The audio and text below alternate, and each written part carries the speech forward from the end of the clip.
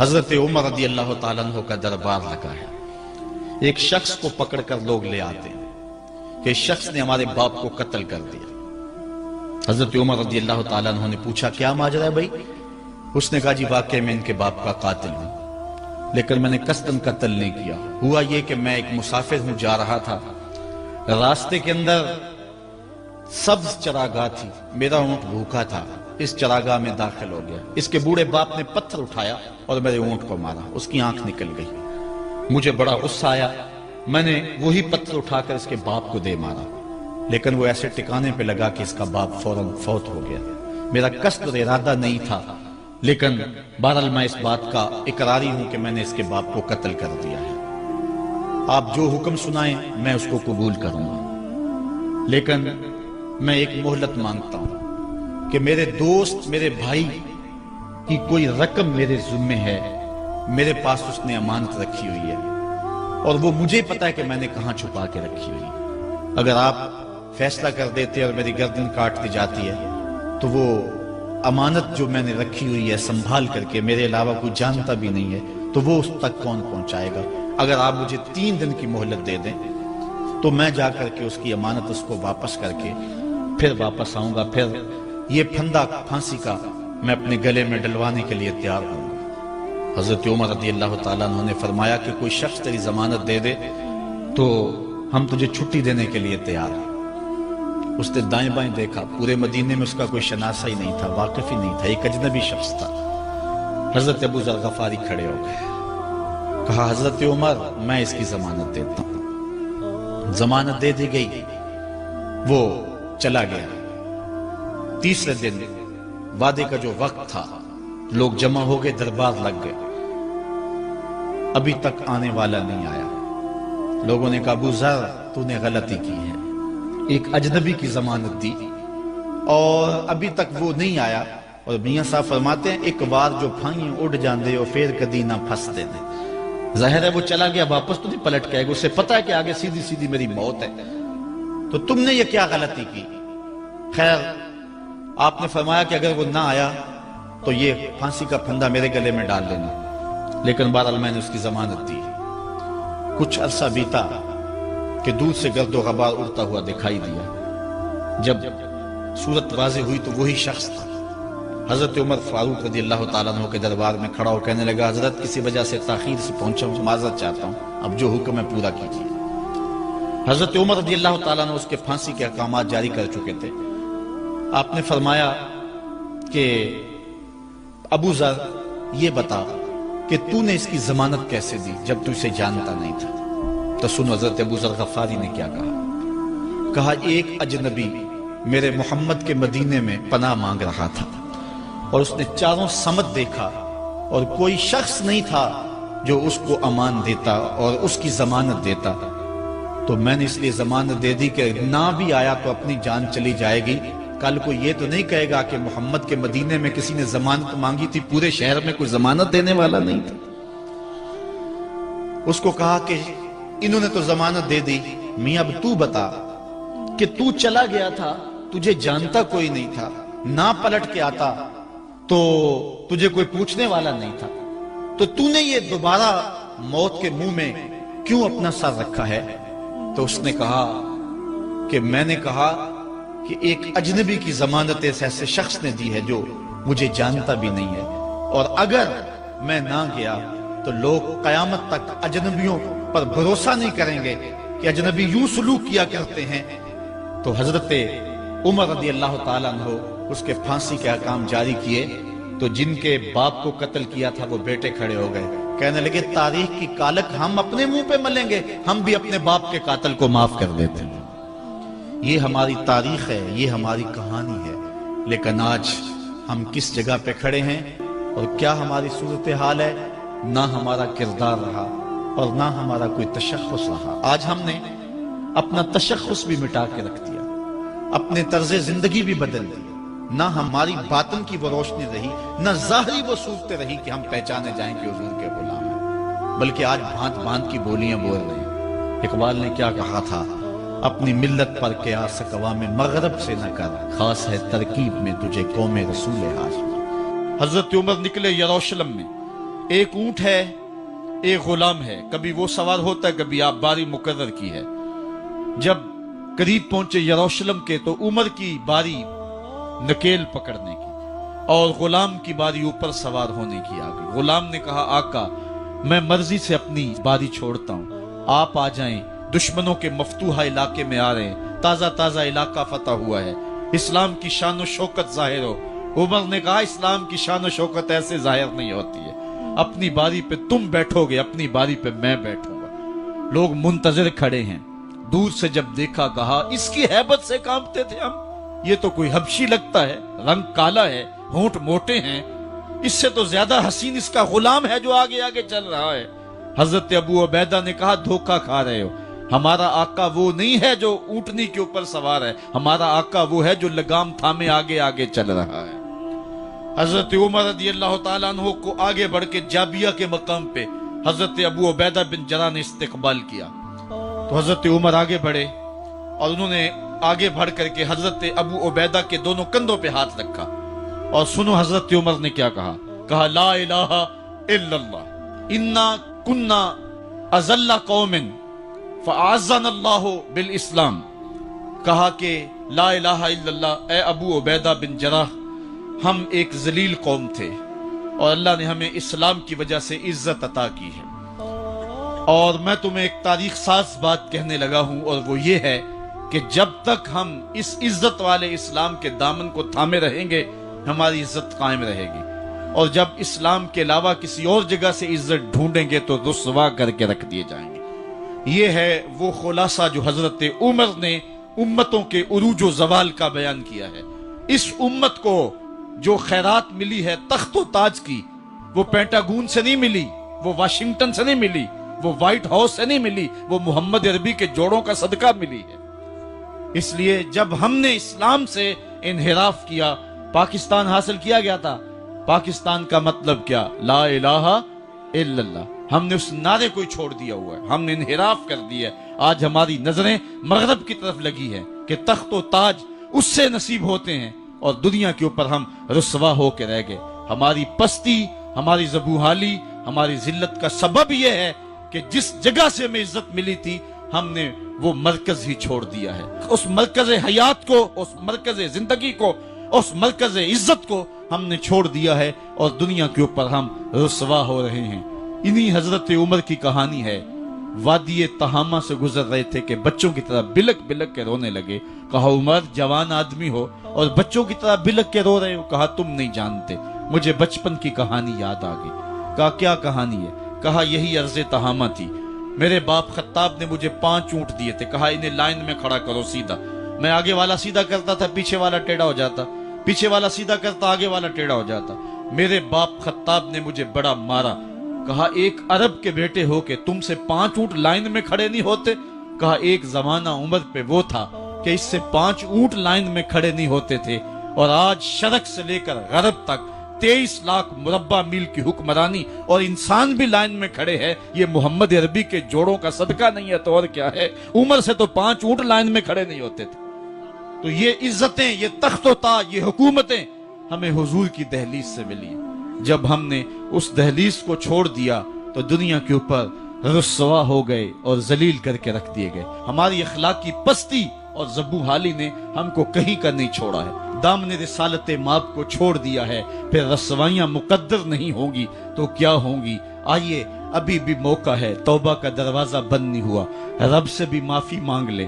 گنبد خضرا کے مکین کے حضور بھی ہاتھ جوڑ کے کہیں چھوڑ کے آپ کا دامن رحمت، آقا ہم سے بھول ہوئی، کھو دی اپنی قدر و قیمت، آقا ہم سے بھول ہوئی، دیکھ ہماری آنکھ مچولی، اپنے سینے اپنی گولی، بھول گئے ہم درس اخوت، آقا ہم سے بھول ہوئی، دنیا کے ٹھکرائے ہوئے ہیں، تیرے در پہ آئے ہوئے ہیں، کھول دے اپنا باب رحمت، آقا ہم سے بھول ہوئی۔ عبداللہ بن عمر اور عبید اللہ بن عمر بصرہ سے گزر رہے تھے ایک جنگ سے واپسی پر، تو حاکم بصرہ نے آپ کو کچھ پیسے دیے کہ یہ مال غنیمت میں جا کے جمع کروا دینا،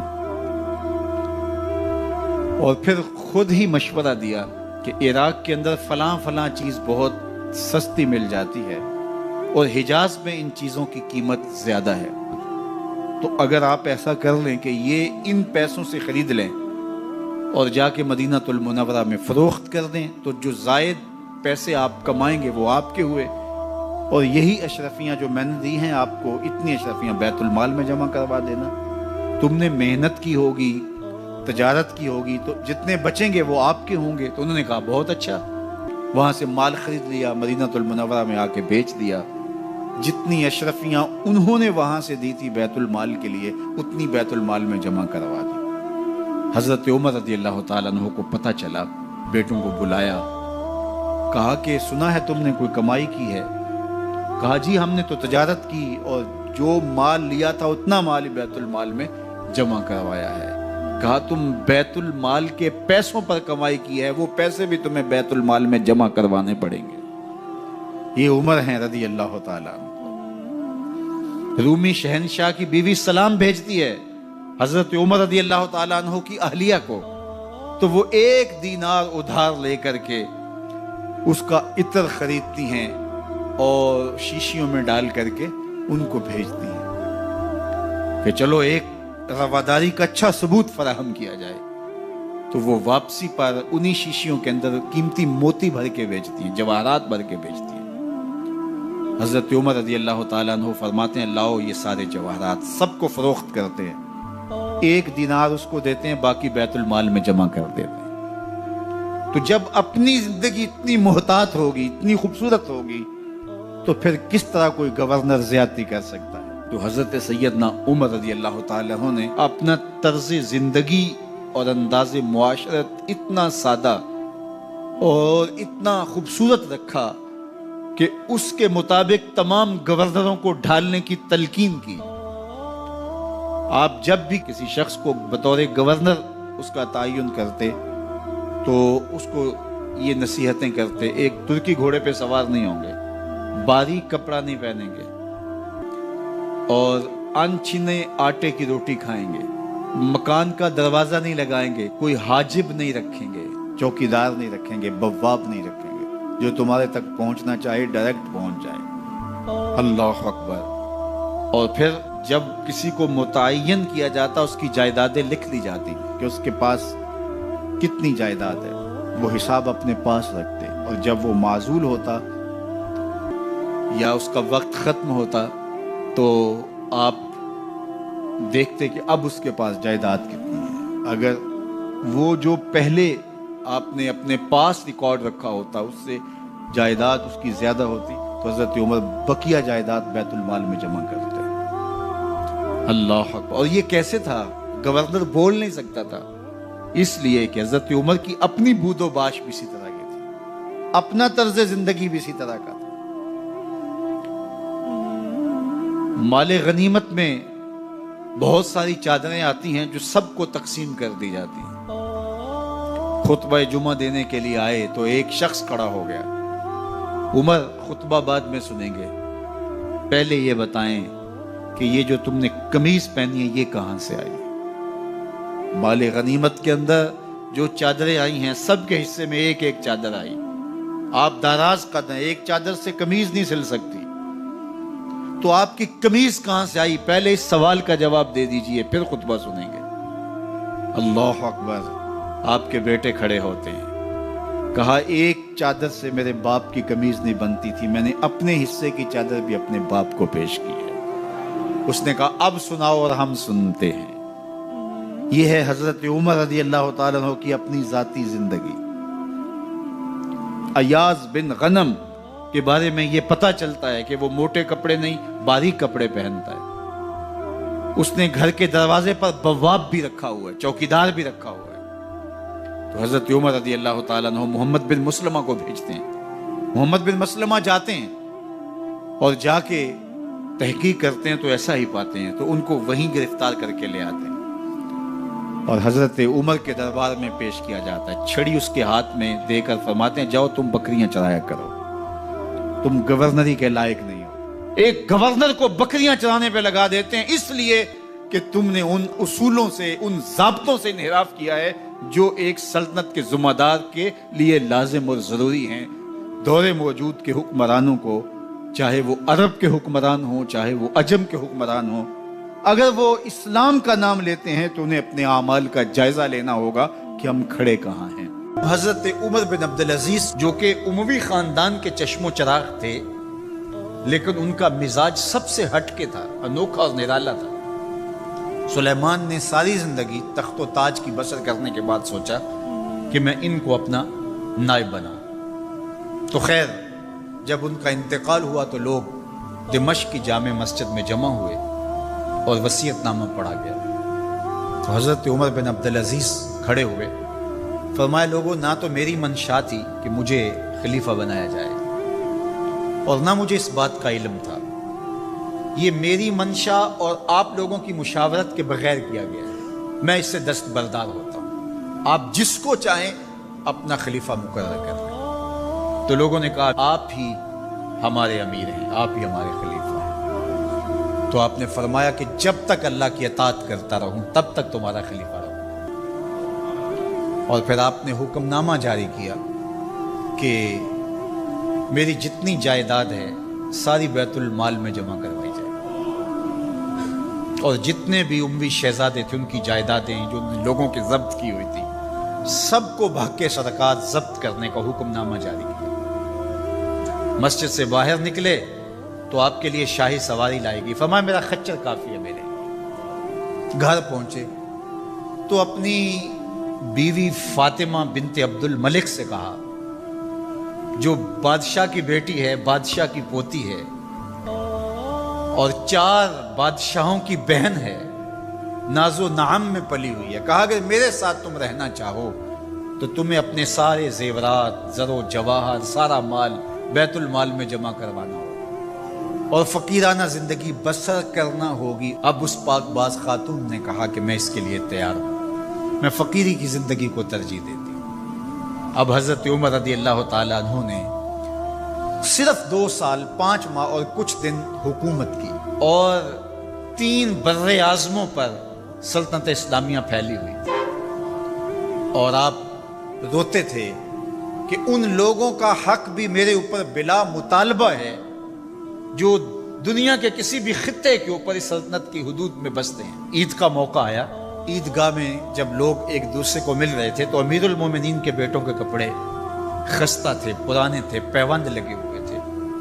تو آپ نے اپنے بیٹوں سے کہا کہ تمہیں شرم تو آ رہی ہوگی کہ امیر المومنین کے بیٹے ہو کے تمہیں ڈھنگ کا لباس بھی دستیاب نہیں ہے۔ تو آپ کا ایک بیٹا عبد الملک بن عمر بن عبدالعزیز جو آپ کی زندگی میں انتقال کر گیا تھا، اس نے کہا ہمیں اس بات پہ فخر ہے کہ ہمارے باپ نے خیانت نہیں کی ہے، ہمارا باپ دیانتدار ہے۔ جب گھر آتے ہیں تو آپ کی بیٹیاں آپ کو عید مبارک کہتی ہیں، آپ سے ملتی ہیں، لیکن منہ پہ کپڑا دھرا ہوا ہے۔ تو حضرت عمر رضی اللہ تعالیٰ عنہ عمر بن عبدالعزیز بولتے ہیں کہ بیٹی آپ نے چہرے کے اوپر کپڑا کیوں رکھا ہوا ہے؟ تو وہ کہتی ہیں ہم نے کچے پیاز سے آج کھانا کھایا ہے تو اس لیے ہم نے کپڑا رکھا ہے کہ آپ اس کی سمیل محسوس نہ کریں۔ تو حضرت عمر بن عبدالعزیز رو پڑتے ہیں اور فرماتے ہیں کہ کس باپ کا جی نہیں چاہتا کہ میری اولاد آسودہ ہو، لیکن میں آخرت سے ڈرتا ہوں۔ حضرت عمر بن عبدالعزیز رضی اللہ تعالیٰ عنہ کے 2 سال 5 ماہ اور چند دنوں کے اندر ایسا عدل پھیلتا ہے کہ لوگ کہتے ہیں ہمیں لگتا تھا آسمان اور زمین کے درمیان ترازو گاڑ دیا گیا ہے، ہر شے پوری پوری تولی جا رہی ہے، اور اتنی خوشحالی آتی ہے، اتنی خوشحالی آتی ہے، لوگ زکوٰۃ کے پیسے لے کے نکلتے ہیں، کوئی زکوٰۃ لینے والا نہیں ملتا۔ ایک علاقے کے لوگ حضرت عمر بن عبدالعزیز کو خط لکھتے ہیں کہ حضرت زکوٰۃ کا کیا کریں؟ فرمایا غریبوں کو دے۔ کہا کوئی غریب رہا ہی نہیں، تو کہا کہ اچھا آپ اس طرح کریں کہ جن کی شادیاں نہیں ہوئی ان کا مہر ادا کر کے شادیاں کروا دیں۔ تو وہ جواب میں لکھتا ہے یہ بھی ہو چکا۔ تو کہا لوگوں کو قرضہ دے دیں۔ کہا کسی کو قرضے کی ضرورت ہی نہیں ہے۔ تو پھر فرماتے ہیں اچھا غیر مسلموں کو قرضہ دیں تاکہ وہ کھیتی باڑی کر کے زراعت کے کام کو بڑھائیں۔ یہ عمر بن عبدالعزیز کا دور ہے۔ عدل پھیلا، نور پھیلا، روشنی پھیلی، شہزادگی کی زندگی سے ایک دم اپنے آپ کو ایک چھوٹے سے کٹیا کے اندر محدود کر دیا۔ اللہ اکبر۔ حضرت عمر بن عبدالعزیز رضی اللہ تعالی عنہ مسلمانوں کے نامور خلیفہ ہے، اور ان کو ان کے عدل، ان کے انصاف ان کی سادگی اور ان کی زندگی کے اس خوبصورت طرز کی وجہ سے عمر ثانی کہا جاتا ہے۔